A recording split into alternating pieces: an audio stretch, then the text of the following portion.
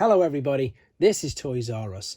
For this special figure showcase, we're going to be looking at the 1986 Autobot Broadside. What we'll do with this video, we'll have a look at him in all of his modes, and that'll help you decide how you want to display him. He is actually a triple changer, so I'm going to be transforming one of them into the mode that isn't shown. I'll show you all the accessories that come with him to help you know if yours is complete. I'll point out a few things that you need to be aware of if you have to purchase one for yourself. And as I'm lucky enough to have one of his boxes behind him, we can have a look at the artwork and the fantastic battle scene on that. A couple of things before we get started. This video is especially for subscriber Hunger08, so I hope he enjoys it very much. And while we're on the subject of subscribers, if you're not already a subscriber, please hit that subscribe button for me now. It doesn't cost you anything, but it really will help me out. Right then, here we go. So yes, 1986 triple changer.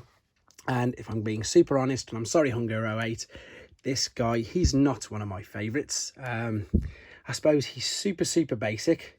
He's got articulation in the, I suppose, elbow joint there.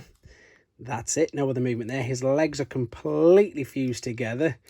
We can be really over exaggerative and say he's got an ankle tilt, but that's just obviously for transformation process.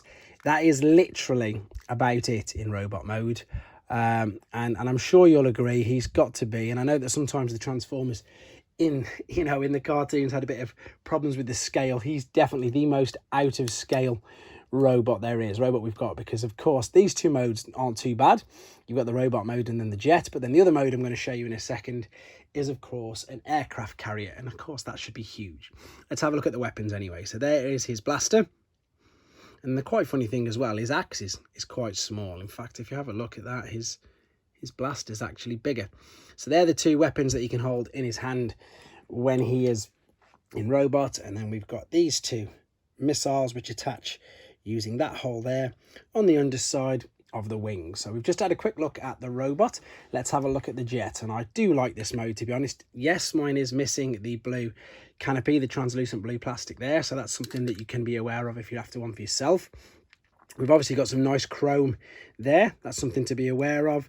These are, of course, like the tail parts. They do fold out, but you would notice that if it was in robot mode. It's just if it was in aircraft carrier mode, you wouldn't know if they were there. And again, we've got some nice metal for the wheels, so that's something to be aware of for the corrosion there.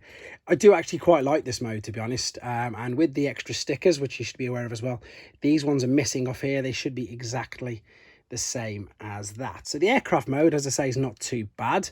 That's the dowel there, which the missiles attach to on the underside, but I don't know if you can make out, there's just actually a bit of a stress mark there. So it's just a little bit too big. It will stay, but then it'll just come off quite easily. So that is something to be aware of. Right.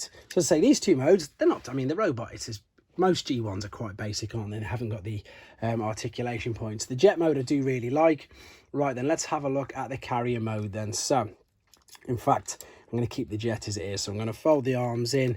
I'm going to fold the front bit over to cover his head up. I'm now just going to fold the feet bit up and then fold that out there, and that is an aircraft carrier. And I can't argue with the fact that it does look like an aircraft carrier. This is die cast as well, by the way, so this is quite heavy, so you can be aware of paint chippings and things like that. But the only problem is the plane is, oh no, they're about the same size, but like for play factor, I mean, you can just about get an aerial bot on there, can't you? So I suppose, yeah, when you got your imagination as a kid, it doesn't really make much difference. But looking at it now as an adult, it's way out of scale, isn't it? But there you go. I mean, again, ingenuity, as I say. I love the fact that we did have the triple changes. They were very clever for the time. Before I change him back to robot, let's have a look at the box. So we've got some nice artwork there. And ironically enough, they've chose to miss out the aircraft carrier in the transformation process there as well. We've got, there's the aircraft carrier going into jet, and you can see how much better it does look with jet with them stickers on. And then of course into robot mode. Let's have a look at the back. So because this was 1986, we've got this particular artwork here. We've got the two Titans, Metroplex and Trypticon, both in their base modes. And that looks like Octane is coming in there. Yes, it is, the Decepticon triple changer. But that is a lovely piece of artwork. Right, there we go. So let's just transform him back into robot mode just to summarize it up. So again, the transformation process, as you saw, is very, very simple. But again, I didn't mind that. Being a child with the Transformers, as I say, as a kid, I didn't mind the fact that they were quite simple to transform. I think some of the ones nowadays, you know, with 37 steps and all them crazy numbers, they take a bit of the fun out of actually playing with them, because it takes so long to transform them in between.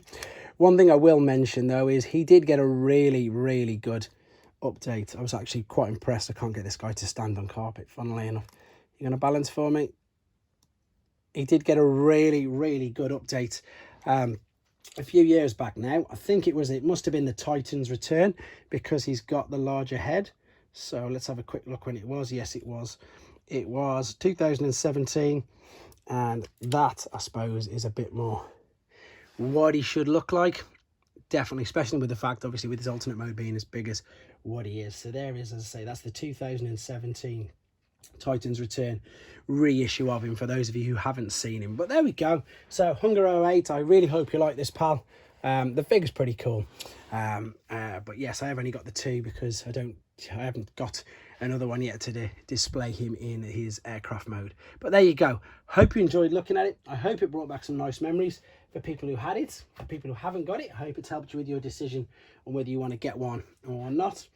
And of course, guys, thank you for liking and commenting and all the feedback that we keep getting. Exactly like I've just said, and I say all the time, you know, this is for a subscriber.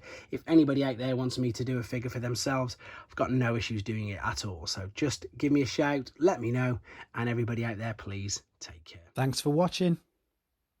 Like and comment, and don't forget to subscribe.